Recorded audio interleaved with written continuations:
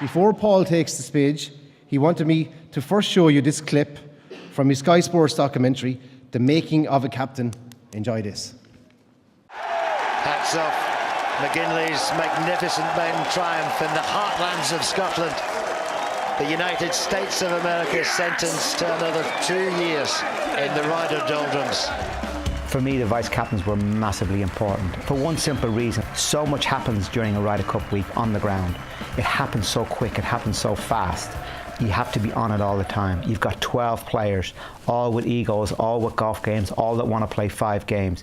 You've got to massage them, you've got to keep them on side, you've got to keep them all connected together and not let 1 or 2 go off. You've got to keep everybody together. So you can't do all that yourself as one person. So my view was very clearly, I had 3 lines of attack. First lines were the players and caddies. They were very much the front line. Right behind them, I had 1 vice-captain with each game. And then the 5th vice-captain was to look after the 4 players not on the course. That was vitally important. And then my job was a 3rd line. And my job was to communicate directly with each vice-captains. So I chose the vice-captains very, very carefully because I know they could understand players, they could read a game, they could read the vibe, they could read momentum, and they would give me the feedback exactly of what I wanted. And that certainly was the case during the week, and I certainly feel that it was worth, I think of 2 matches where I was considering breaking up the pairing because they weren't winning the games, and it was the advice of the vice-captain, Sam and Des, in those 2 occasions, that said, no, look, they're getting beaten, but this is, you know, there's no need to panic here. These Americans have got off to a good start. That's why they're losing. They just haven't quite got into it. The attitude is good, the vibe is good, they're getting on well still together, they're communicating with each other, the caddies are getting on. It's just one of those things. You're playing against the top players in the world. And twice I held that pairing, and then he went on to win. So I wanted simplicity to the players. Now, I was gathering huge amounts of information myself, but the information was coming to me and it was going to stop with me. And then it was my job was to sift through all this, put it in a very simplistic plan, and then communicate that very simplistic plan to each of the players. And I wanted to then replay that continuity of message over and over through different mediums. One is obviously my words and the words of the vice-captains, so we were all on the same page. Then when the things that I would speak about in the team room, when they were walking back to the room, they would see an image with a statement on that image or something that, that's what he meant about in the team meeting. When I played the videos, it was the same thing. So the players were getting 3 or 4 main principles over and over and over again in simplistic ways through different various communication mediums. This was our environment, this was our domain. As they say in London, this was our manor. We were defending our manor. And I wanted to create that over and over again, and right down to the point of doing the goldfish. It was an important centerpiece in the team room, but again, it was displaying to the players an identity because of the colours and attention to detail. I wanted to, without saying to them, I wanted them to realise that I had every base covered and that they were going to have confidence in me to have every base covered. And that started in their team rooms. You got to build a culture within the team. And that comes very much from the captain. I did a speech to the players and the caddies and the wives and everybody, the backroom team, the physios, the trainers, the coaches, everybody that was there as part of Team Europe that very first night. My experience, the template that I talked about of what we did, and the thing that underpinned that template more than anything else was we had fun. This wasn't a life or death situation. We were going to embrace the situation that we're going to be slight favourites, embrace the situation that we're going to be playing at home, and we were going to play with a smile on our face. The pairings are never easy. You got so many quality players and they all want to play 5 matches. It's not just who you pick to play in that first morning. It's communicating to the guys who are not going to be playing that first morning that they were still vitally important for the team and that they weren't second rate, that we were working to a plan. My meeting at 9 o'clock on a Saturday night was my most important meeting of the week. I made the point that there's going to be blood on the floor, we're going to lose points. Expect the Americans to come at us. These are really strong players. They're hurting. They're 4 points behind. They're going to come at us. They're going to come at us strong. The guys down the order expect to see red at the top. Don't expect us to just ride off into the sunset. There's a lot of kick left in this American team. We have to be prepared mentally for them coming at us tomorrow. And if we can stay with them, so you can stay with them, we can stay with them, we'll override it and we'll come out in front. That's what was important. That's what was said on the Saturday night. And interesting then, when the next day happened and the Americans did come at us, I remember talking to Des Smith and looking up at the scoreboard where it was all red, and I was saying, we'll see now, Des, if this meeting last night really got in, if it's going to kick in or not, and slowly it did. I'd put out the team with momentum in mind. I hadn't stacked all our rookies together. I hadn't stacked all our strength together. I had done it in a way like a breaker, a fire breaker in a building. I had breakers all the time, what I felt was putting into making sure that we weren't going to lose 2 or 3 matches in a row. Whenever I saw the draw on Saturday night and saw that I was playing Ricky, I knew that it was going to be a tough match, or in my head anyway. I thought, you know, this guy's going to give me nothing. You know, I'm going to have to play really well. I'm going to have to get off to a fast start. Ricky was the up-and-coming young superstar from an American point of view. He was the guy they were all building up to be the new Rory McIlroy, was going to knock Rory off his pedestal. Myself and Rory had a chat the night before about the opportunity that he had the following day, that Rory had, and how important it was going to be, not just in terms of winning his point in the Ryder Cup, but going forward in his career as well. Rory in some ways is a very simple character, incredibly talented. You just got to fire Rory's heart. When you get his heart in the right place, he's so talented. And we saw that evidence. I think he was 6 under par after 5 holes and completely just blitzed Ricky Fowler off the golf course. Yeah, that was very special, and it was very important for our team because Rory was high up the order. To get off to such a fast start and get blue on the board was very important when there was red around at that stage.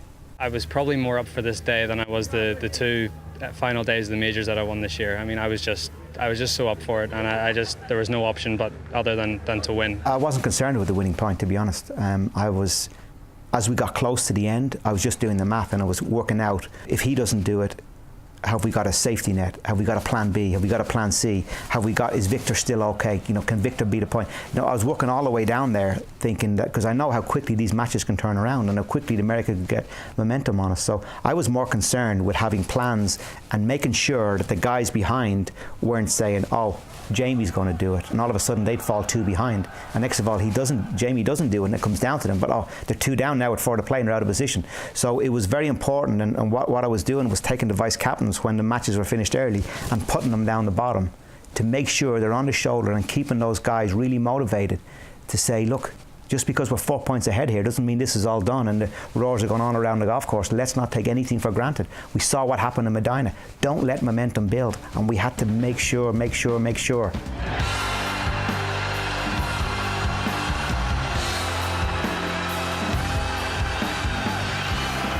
There's no one way of captaining.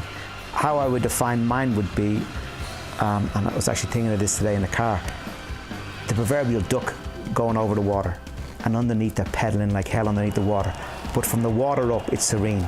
All that information that was coming to me, when it got to the water surface, that's where it stopped.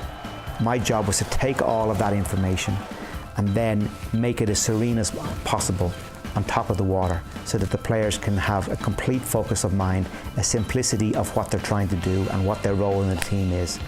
And they're just going along, the duck in the water, with a big smile on their face. I got a real sense of a job well done and a sense of satisfaction. Ladies and gentlemen, Mr. Paul McGinley.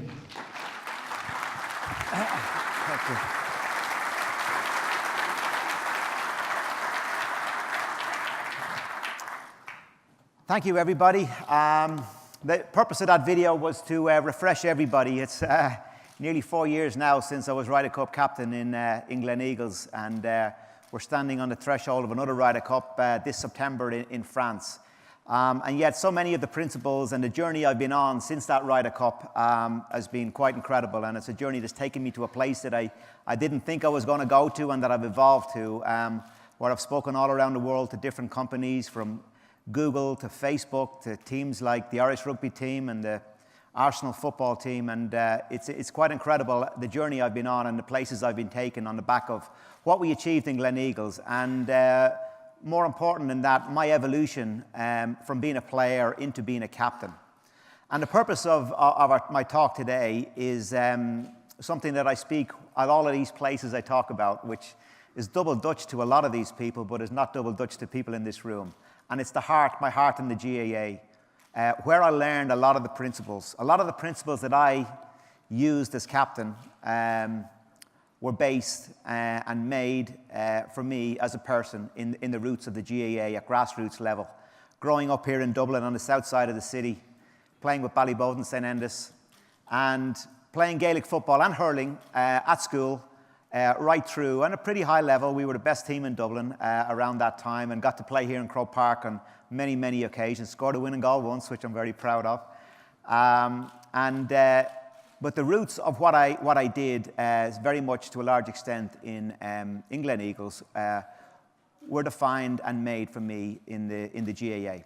So let me explain why that was. First and foremost, I'm a great believer that it's all got to start in the heart and where you're from. And one of the things for me that's most important, and what's so fantastic about the GAA more than anything else, is that sense of community that you have. When you grow up in a small village or a town in Ireland, or you grow up in Dublin like I did, and how you aspire one day to represent that town or village or that area of Dublin. Then when you make that level, you aspire then to move on and represent your county, and then one day hopefully get to Croke Park and win an All-Ireland. So when you get to play in Croke Park, and when you get to try and win an All-Ireland and hopefully make a county team, what you're doing is you're not just representing your county, but you're representing the town, the village, the place, your parents, your friends and friendships that you had growing up. And people who come to watch you have a sense of identity with you as a person, because, oh, I know him from his auntie or his uncle or his sister or his cousin, whatever the case may be. So that sense of community, that sense of parochialism, for me, is one of the strengths of the GAA. So what I tried to do when I moved on to become a Ryder Cup captain was take that sense of identity and illustrate to the players that we're not here just representing a faceless blue flag that Europe is. You are there, if you're Sergio Garcia, you're representing Spain. And not just Spain, you're representing the town, the village, the place that you're from in Spain. Everybody from Spain is going to be tuned in. If you're from and looking to watch Sergio Garcia, if you're Martin Keimer and you're from Germany, it's the exact same thing. So my communication was very much along those lines, because what I was trying to do was I was trying to engage the hearts. Just like every one of us in the GAA community is engaged from watching GAA because of our heart. We're there here in Croke Park and we're cheering on our county because that's where our heart is. So that was a fundamental basis from where I worked and evolved into in terms of being a Ryder Cup captain. I mean, little things I added to it, like each player had photographs of his hometown in his room that he wasn't expecting went into his bedroom when he went in. I had a sense of our colours, you know, your county colours, as we talk in the GAA. You know, our colours in representing Europe were blue and gold. So hence the goldfish that you saw there in the video, hence that sense of identity. Inside the team room, everything was blue and gold. I got the carpets redone, I got the curtains redone, the corridors. I had very evocative images of which I'm going to talk through. There's one on the floor, or on the board rather, that I'll talk about in a minute. So there was that continuity of you representing not just the blue and gold of Europe, but representing your country, your town, and your village, or where you're from. And why I feel that was important, again, goes back to the second principle that I believe is really important. And sometimes it's lost. There's a lot of talk and there's a lot of books written on the importance of team. And I'm not saying team is not very important, but you must never, ever, in my view and my experience, lose sight of the individual. And when you're managing people, which a lot of you people in the room here today, you know, you're pillars of your own society and your own community, and you're leaders in your own community, it's very important that you understand the individual that you're dealing with, and that you don't blend everybody and make everybody generic. That idea of working as an individual and working as individuals is very important. Getting into the mind and the heart of specific people. You know, we had in Gleneagles, we had a team meeting every night at 9 o'clock. It went from 9 until 9:15. Absolutely no way was I going to break 9:15, and hopefully I could get it done in 7 minutes rather than 15. And the idea is there's only so much that I can say to a Rory McIlroy, for example, who was the best player in the world at that time, to a Stephen Gallagher, who was a young rookie who just made the team from Scotland, that would apply to both of them. So most of my management and management of the players was done on a one-to-one. And it wasn't just done on the week of the matches. It was done well in advance. In fact, a large part of it, a huge portion of it, probably 85% of my management of each player was done well in advance of the Ryder Cup for that specific reason. I really wanted to get to know them. Victor de Buisson, for example, was a player I didn't particularly know very well, but I spent probably 4 months before the Ryder Cup traveling to some tournaments he was at, you know, pairing him with certain players because I wanted to see how we get on with those players. Traveling out to Malaysia when he was playing out there, having dinner with him on a few nights, getting to know him personally, getting to know his background, getting to know his roots, what made him tick, what didn't make him tick.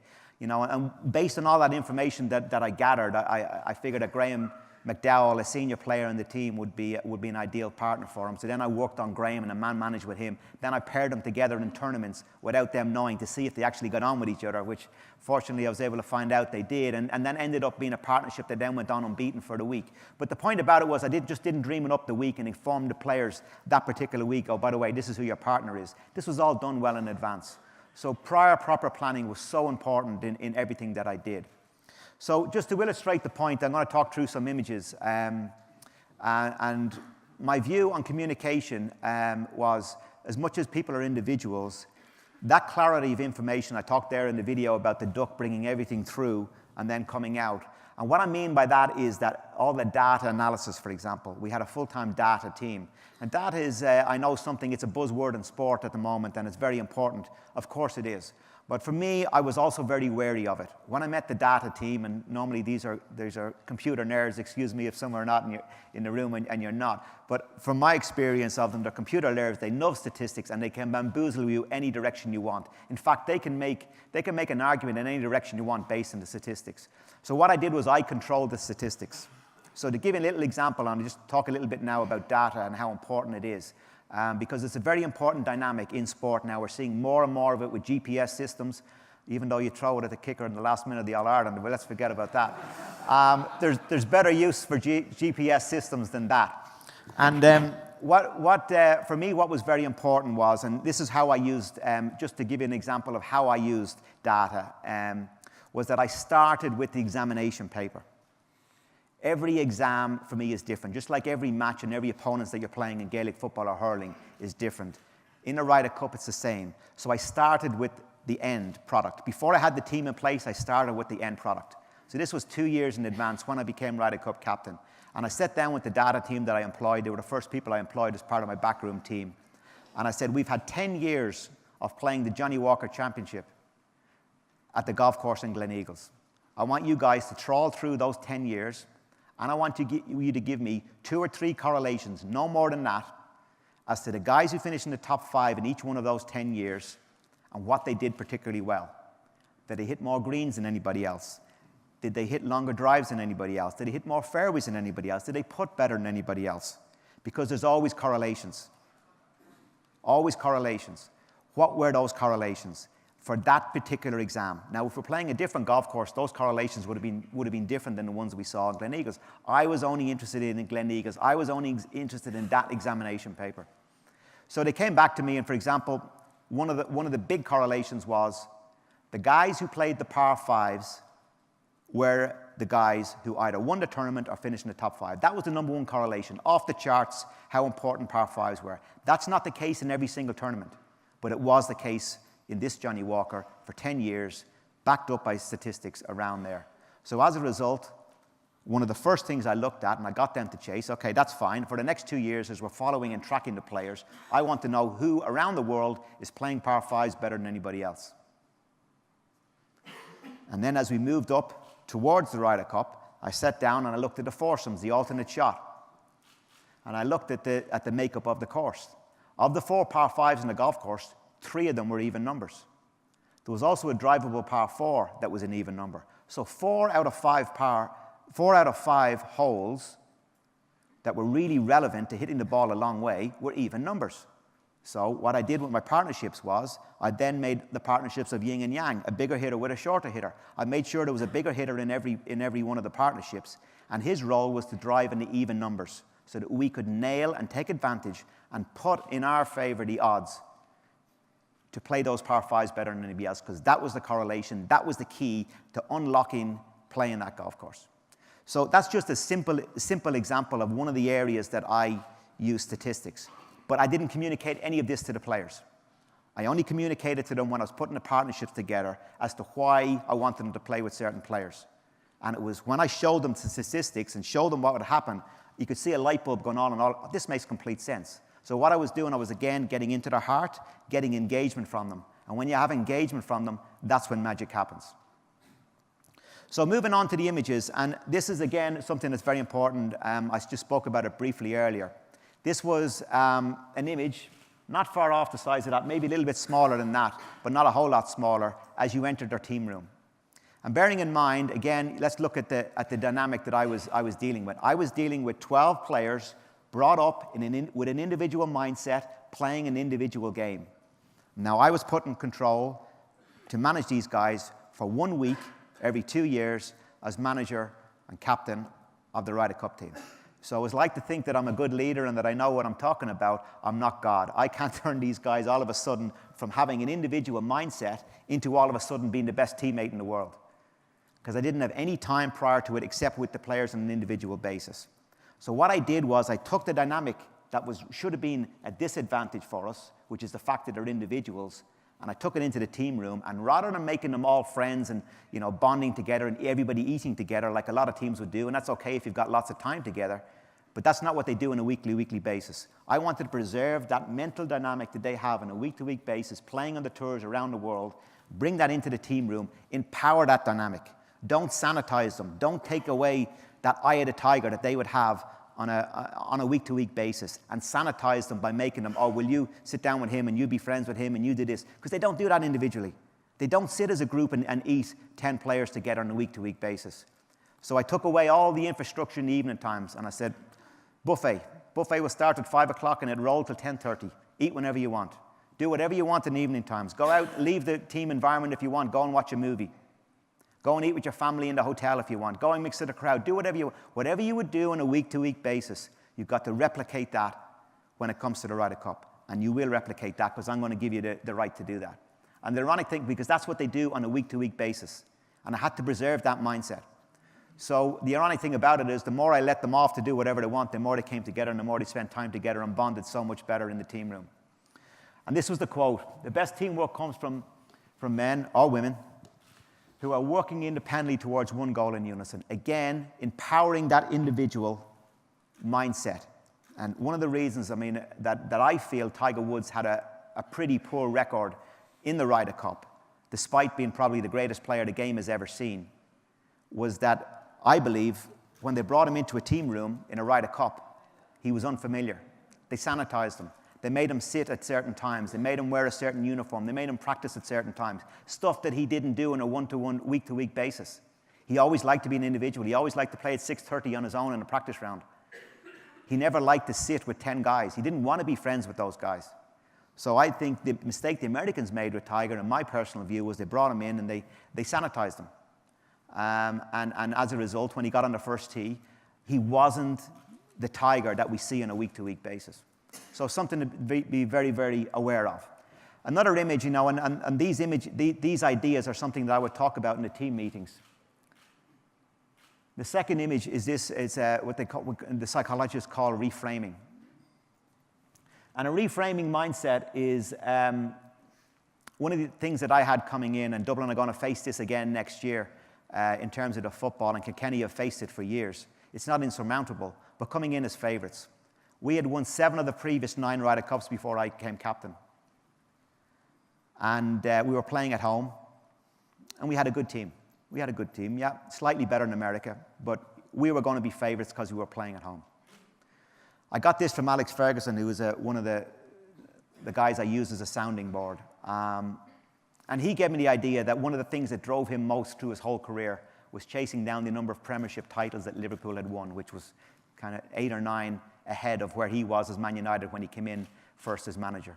And he never settled until he overtook Liverpool. So I took that idea and I thought, wow, this is what we need to do. So if you look on the right-hand side, and those who are in the front can see it here, if you've got good eyes, you can see. Every flag there represents a Ryder Cup edition.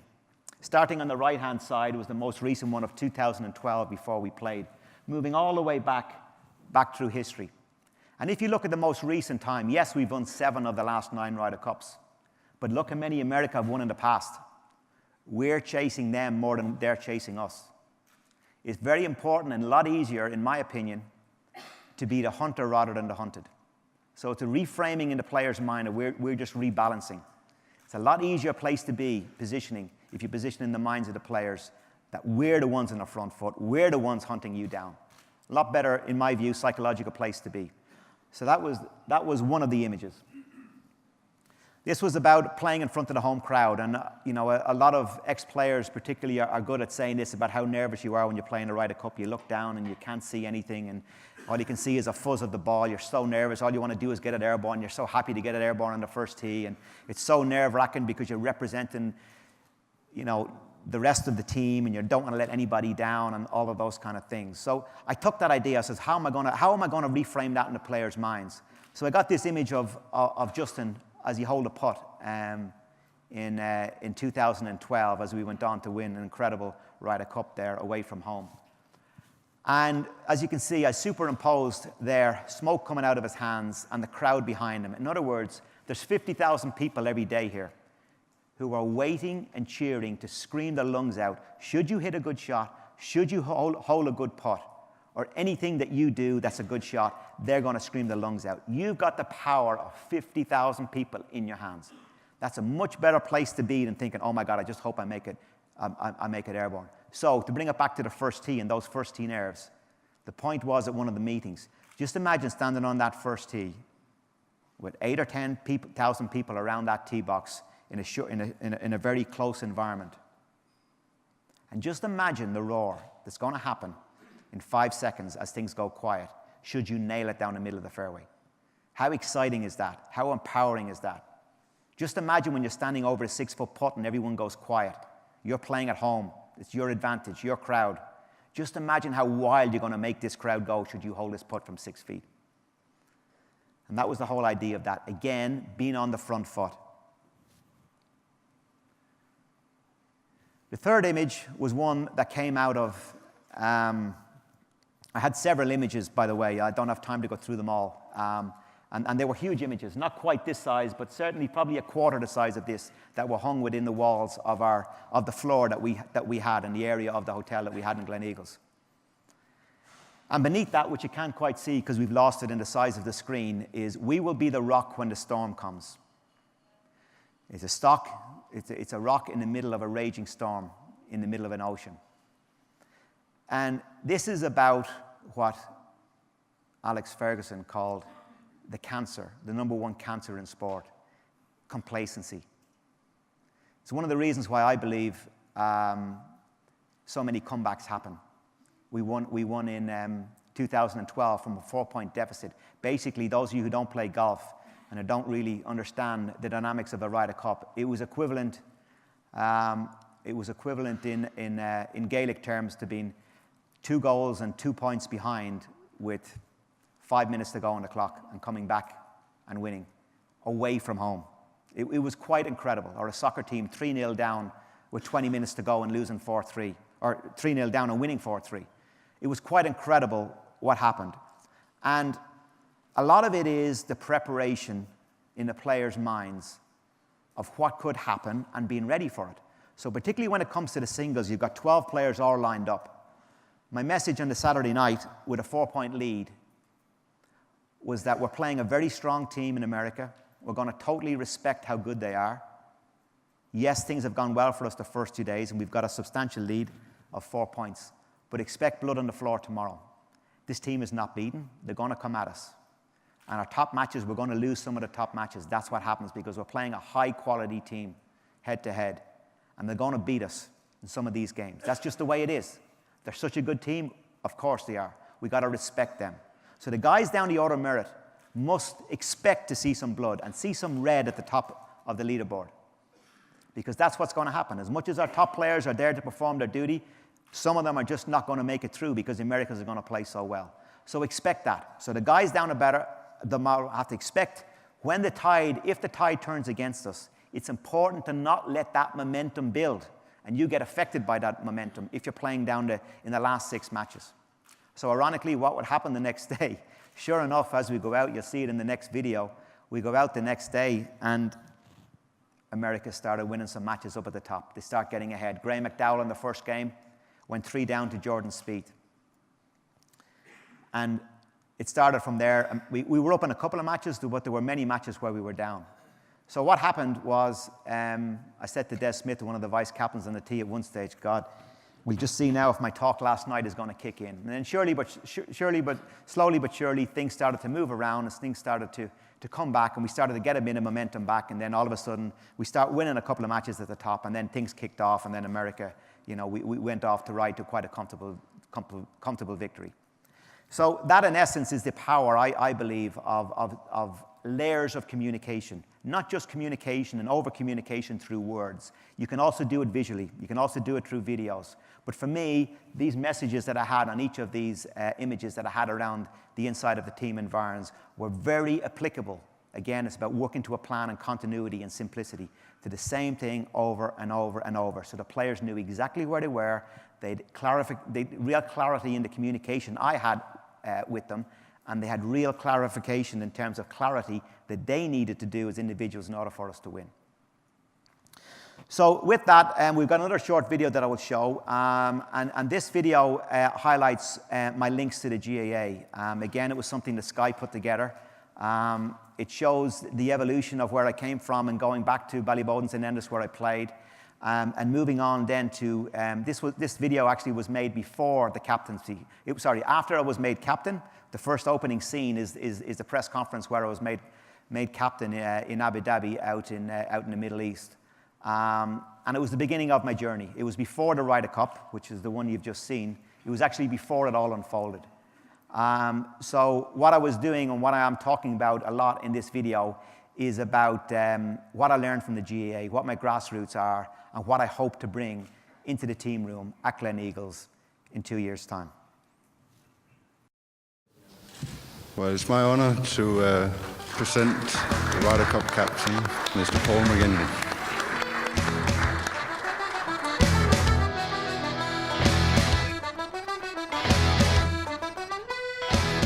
To be quite honest, it's a very humbling experience to be sitting in this seat. It will be a whole new experience for me.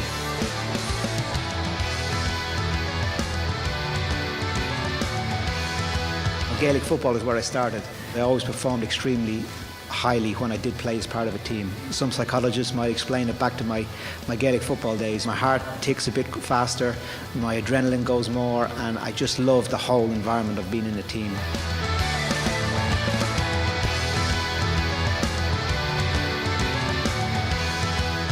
Oh yeah, how are you? How are you? Yeah. How are you, Martin? How are you? Oh, nice to see you. Not too bad. Yeah, good. You haven't changed much. You've changed a lot. Brings back a lot of memories. I played football and hurling here. It wasn't just football, but mostly football. This was our home ground. Exactly the same pitch. Houses the same. It's funny, you know, how things haven't changed much in 25 years since I used to play. Pádraig Harrington is from just here. He just lives down just over the hill there, and I'm over there, and our school was over here. So it's all kind of in a circle, and this was the local football club. This is when I had black hair.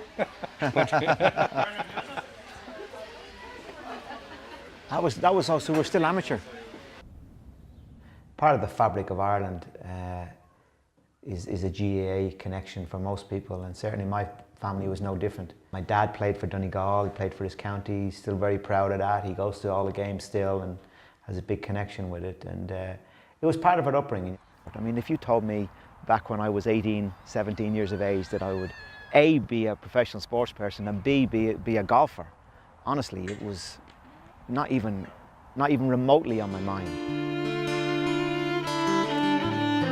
My life turned in a different direction, and with my injury playing football here, Gaelic football, which happened just actually across the road, right across those training pitches across there. That's where I did my injury with my knee, and that was the end of my Gaelic football. When I was 19, I wouldn't have been a golfer but for that injury. So it's funny how life twists and turns in different ways. My knee injury happened in 1985, and then I turned pro in 1991. So I mean, in 6 years, I've gone from basically zero 9 handicap or 8 handicap to being on the tour within 6 years. It was a very small window, and moving on, as you say, to play Ryder Cup was great. I remember 04 particularly, because we were playing in Detroit. And once again, the Irish write another chapter in Ryder Cup history. He's my dream partner, and we had a great day, and you know, proud day for Ireland, proud day for everybody. Got a bit of local support here, I think, Paul, don't you? Oh, it's marvellous, isn't it? Everywhere we go, it's great. I'm so proud. I mean, they should enjoy themselves. They were great. I often feel that the Irishmen living abroad are more patriotic than the Irishmen living in it. And your sense of identity with Ireland, and how a lot of Irish people do that is to wear what we call a county jersey. So 32 counties in Ireland, and every county has a particular colour and a particular jersey. You know, when we were in Detroit, I remember particularly how many county jerseys to wear. And I remember one of the things that me and Patrick were talking about as we walked around was seeing how many different counties we could name in the crowd, and it was full of Irish, as you say. This is where my association with teams and my bonding of teams and my excitement of being part of a team all started. This is just right here. I've been on a learning curve all my life for this role now that I'm in captaincy. It started here in the dressing rooms in the GAA, and then it moved on to playing Ryder Cup, and then it moved on to Seve Trophy captaincies, then it roved on to vice captaincy. So I've been preparing in so many ways, unbeknown to me, but I was preparing in so many ways for this moment to be the European captain. I've a lot of experience in different environments, from a Gaelic dressing room here as we're sitting in, to a Ryder Cup team room, and I have a lot of experience of teams and how it all comes together, and hopefully I can put that to good effect and put it all together and make some good decisions and hopefully be a good captain. You just won the Ryder Cup. Tell us how that feels. Tell me about it. Oh, what is it about the Irish in the Ryder Cup? I don't know.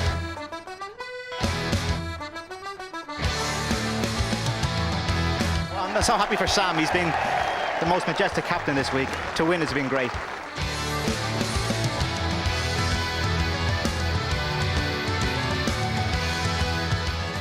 I'd like to think at the other side of it when we come out, just as I have a special bonding with, you know, players that I played Ryder Cups with, I'd like the players to feel that bonding with each other when they come out, and I think I can help create that as a captain. You know, I see my dad, for example, you know, who played Gaelic football in Ireland with Donegal, and I see him when he meets somebody he played football with. There's that synergy and that symmetry and that common ground and that respect from each other, and where they want to chat and converse and reminisce about old times. And I'd like to think that, you know, us, when we get old and grey, well, I'm grey already, but when we get even older, that, you know, the Ryder Cup players, when they meet down the road in 30 years' time, it'll be, you know what, you remember Gleneagles, wasn't that great? I think that's what makes the Ryder Cup so special. I really would be, I'd be delighted if I could create that sense of bonding with each player towards each other.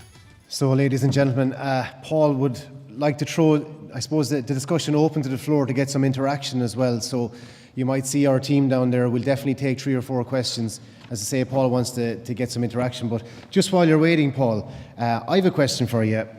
What would you say to people out there who've got burning desire, huge passion for sport, a vision, they might even have a team to look after, and they want to reach the heights in their own sport that you reached?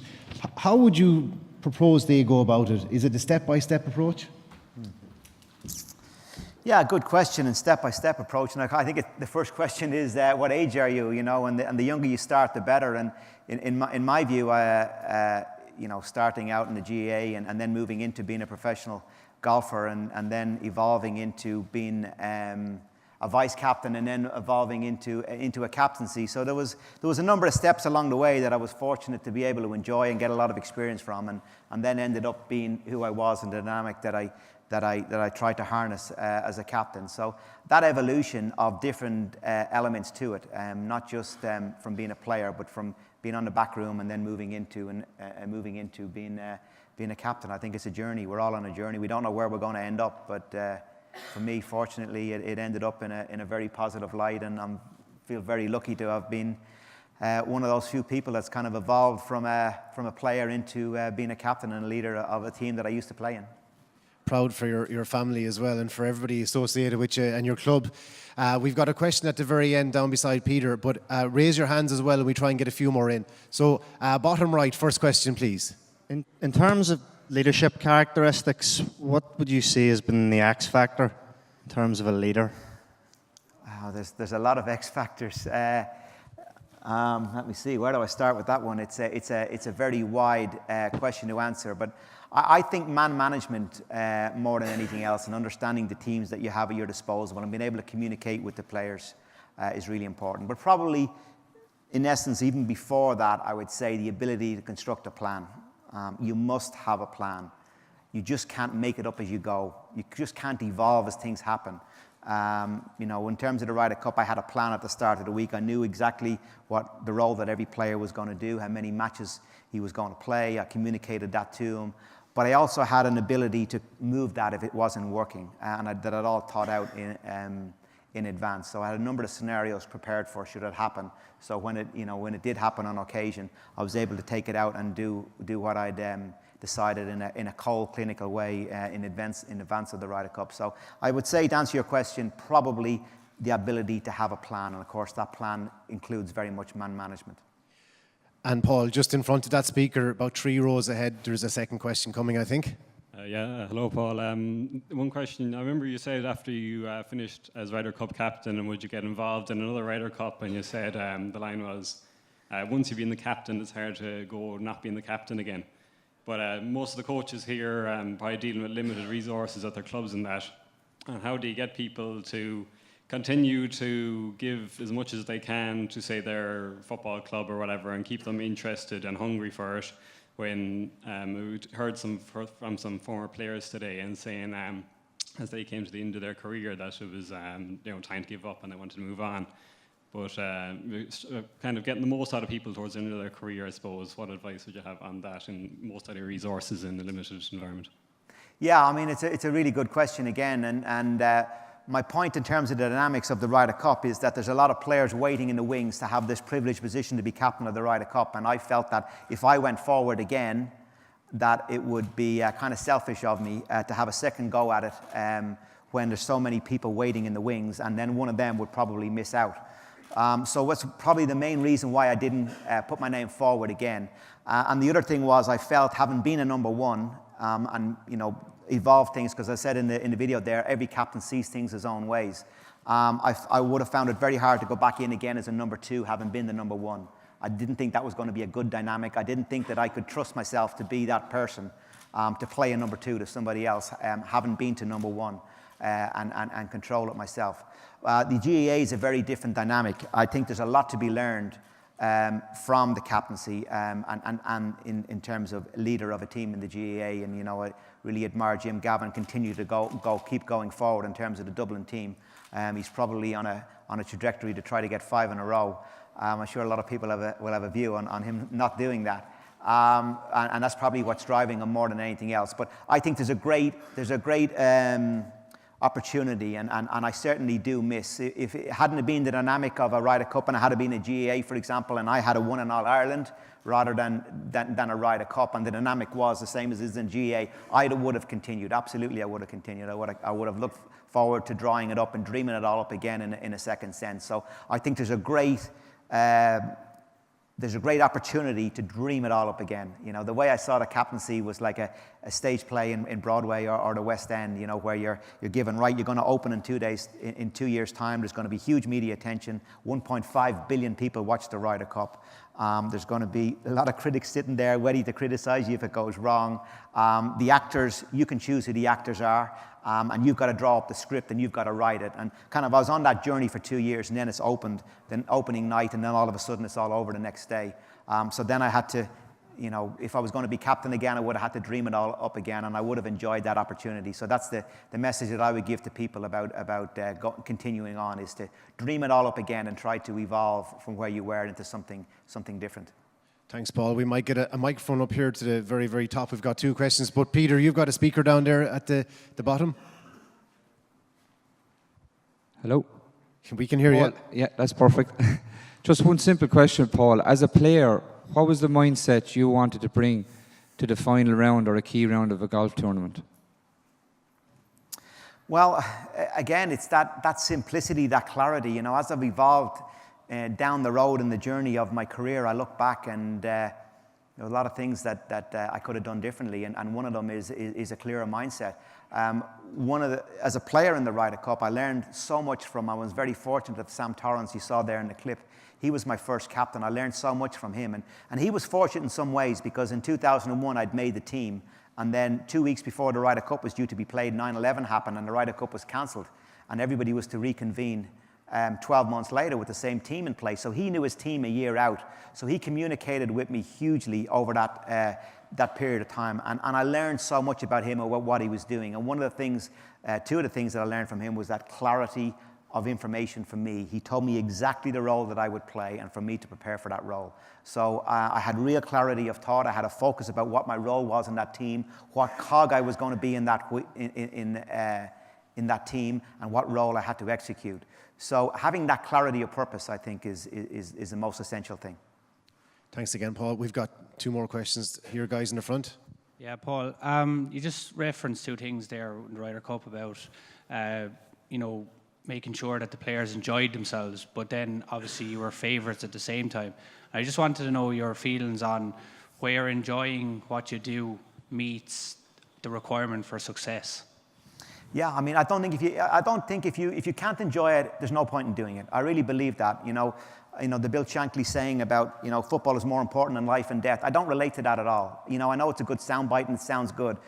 For me, I don't like that. He talked to Alex Ferguson. He didn't have that view among the players he managed at Manchester United, and I'd be very much along that view. If you're not having fun what you're doing, if you're not on a sense of adventure, if you don't have a kinship and a spirit with the people you're doing it with, what's the point in doing it? It's not life or death. If you treat it like life or death, and it's the most important thing in your life, you're going to hamstring yourself. You're going to be hamstrung. You're going to be tight, and you're going to be afraid of making mistakes. And that's a terrible place to be. How can you be creative if you're in that mindset? So that sense of fun. The first night at the Ryder Cup, I gathered everybody into a huge room, not quite as big as this, but into the biggest room that I could find in our hotel. And I had the players, the wives, the families, the physios, the trainers, the coaches, the backroom team, the media team for the European Tour, everybody who was any way associated with our team. I had us in the team room. And I made a funny video of bloops, basically, mistakes that people have made over the years, put it to music, and different things that I put together. I spent a lot of time with Sky putting together a video that was about 4 minutes long of bloops in golf, people making mistakes, laughter, all of those kind of things. Players saying things and then it going the other way. Players hitting bad shots, everybody laughing at their own mistakes. And I talked about the element of fun, and I talked about this was a sense of adventure. It wasn't a case of life or death that we were going to try and win this. Of course, we were out there trying to win a Ryder Cup, and we're going to be very nervous about what's ahead of us in anticipation. But there's got to be that sense of fun. There's got to be that sense of adventure. And then I played the video, get everybody a drink. We had a bit of crack and a bit of banter, and just made sure. And one of the jobs of the vice captains was to go around the room and make sure that relaxed attitude was going to stay during the whole week, no matter what the score was going to be. That was going to be. This was a sense of adventure. We were going to be invigorated about what was ahead of us, and we're going to relish the challenge that we had in terms of performing in front of 1.5 billion people and 50,000 people there in the stadium. 2 final questions. We'll go left corner forward for the penultimate one. Paul, thanks, and thanks to everybody for a great conference. You're not allowed to dodge this question. It's January and you've just resigned all your jobs, and you've been asked to coach either Tyrone, Kerry or Mayo. What are the top 3 things you do to beat Dublin in the All-Ireland final this year?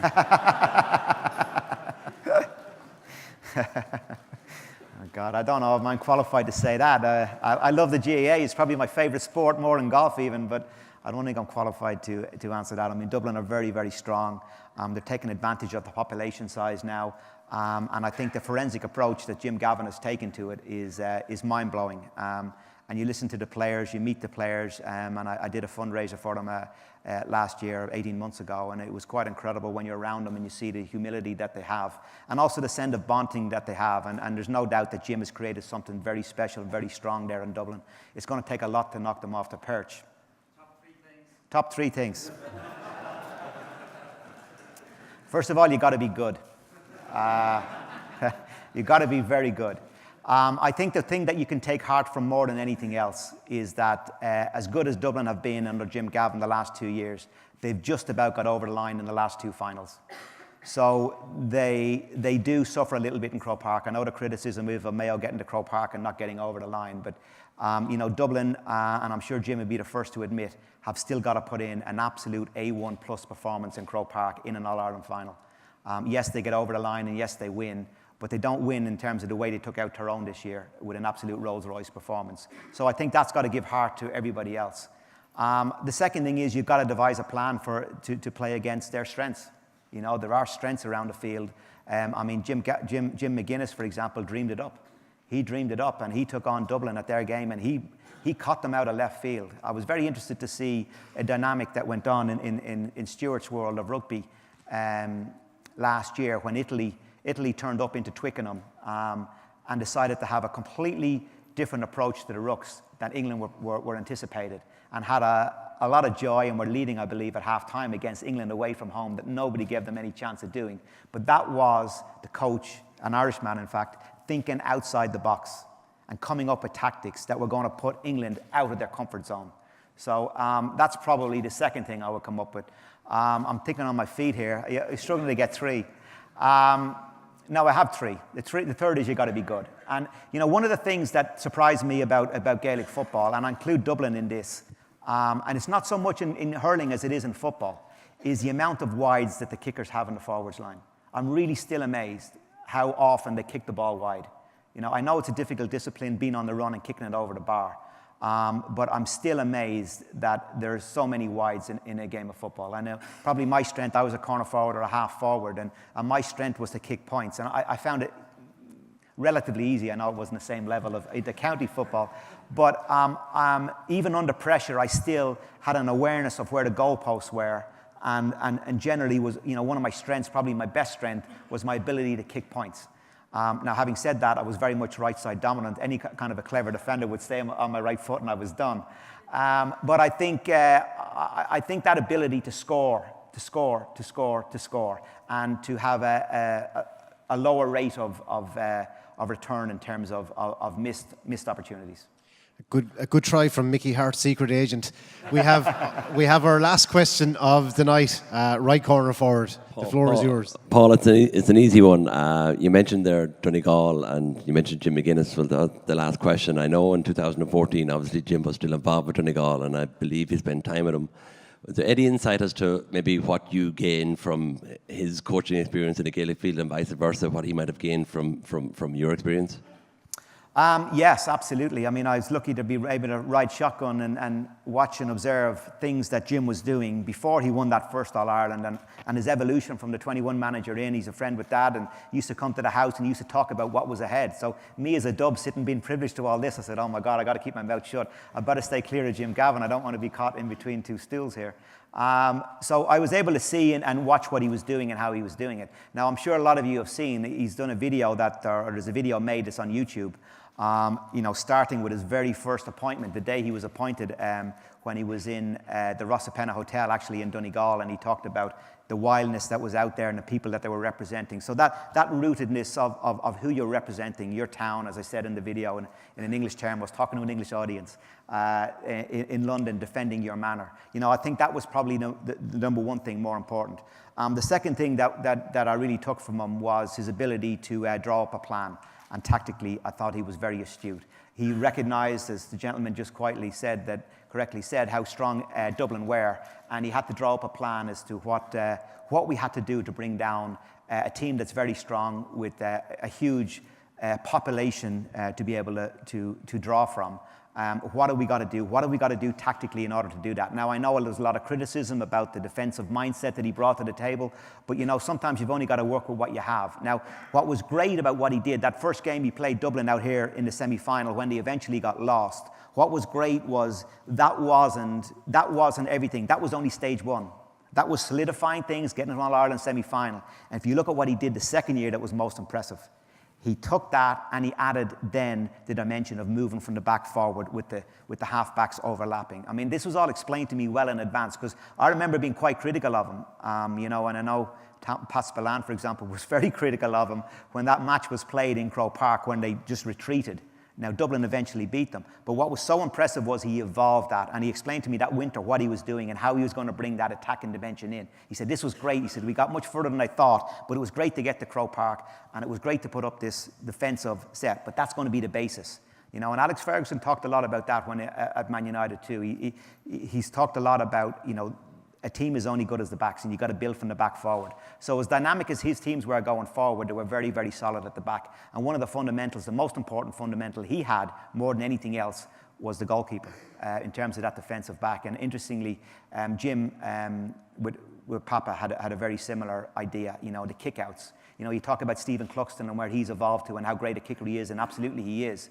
But to be honest, you'd argue, you know, Jim would argue that Papa was the first one to really be pinpointed with the kickouts. So that's a new dimension. I know there's rules coming in now to stop that kind of short kickouts and stuff, but that was an evolution. That was outside the box. That was a new way of working against it. So it's nice to see all of these things dreamed up. Brilliant questions, and thanks very much for all of them. Paul, I'm going to let you wrap it up. It's clear you haven't lost your interest in the game. You haven't lost your knowledge of it. Did you enjoy being back here this afternoon?